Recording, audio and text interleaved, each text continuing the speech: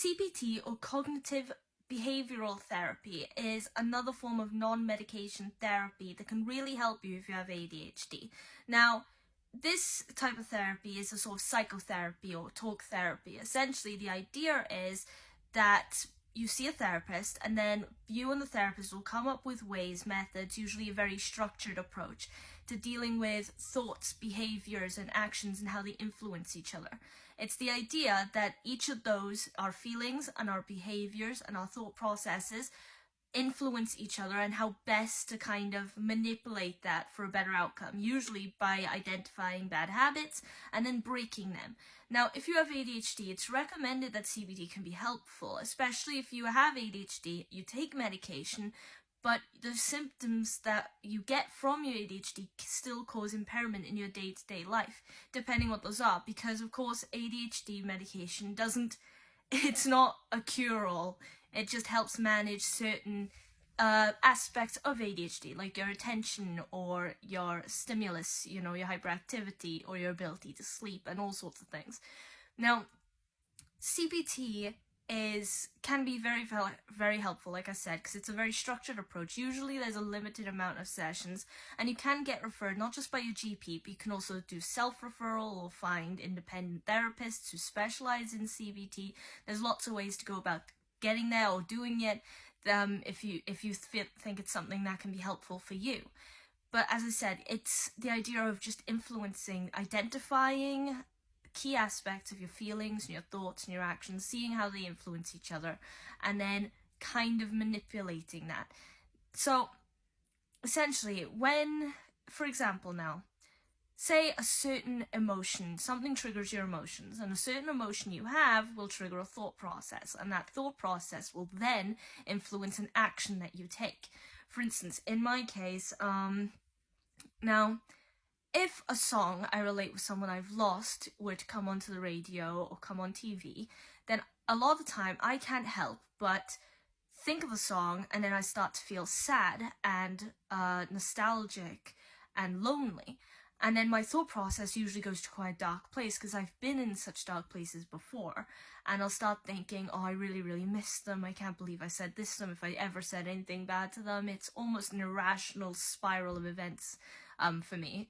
And then after that, it'll make me take an action. Sometimes those actions are just little things like being on my own. Now, while it's good to have your own space, it's good to be on your own, sometimes what you need to do is talk to someone. So then you're not on your own, and they can help you through your thought processes. When I was younger, there were more severe steps that I would think about taking, but I never actually did, thankfully, because I had been talking to people. Now, that's why CBT is important, because depending on where these thought processes take you, you don't want to end up doing something or having a behavior that's detrimental to you or harmful to you or someone else.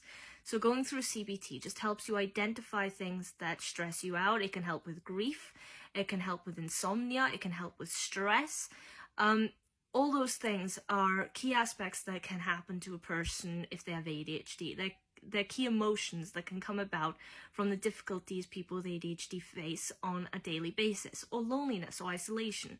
And essentially that's what happens. You go to the therapist, and you and the therapist will sit down, and you will just associate these things with each other.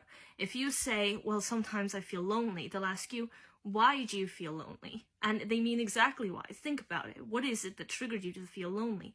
What is it you end up thinking, and how is that unhelpful? And then they'll try and teach you or help you find alternative thought process to go down. It's like training your brain that when it reacts instinctively and unhelpfully, to train your brain to kind of break that habit and think of something more helpful, or help you sustain yourself, make yourself feel better, support yourself, and such things, which is why I think it's particularly helpful if you have any mental health issues along with your ADHD. And I don't just mean anything that's diagnosed. I mean if you're feeling depressed and you have ADHD, or if, like I said, you're taking your medication, perhaps the medication you take is for your attention difficulties, and while you are more attentive, say in class or in work, you've still noticed difficulties, like you can't concentrate on conversations with people, and you really want to, because otherwise it's leading to confrontations and things like that, and stressful moments.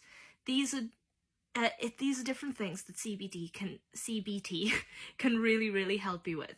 So that's another form of non-medication therapy that if you feel like it's something that can help you, is worth looking into. Like I said, there are many ways to go about taking it up. You know, you go to your GP, you self-referral, everything. So that's something worth looking into if you're interested.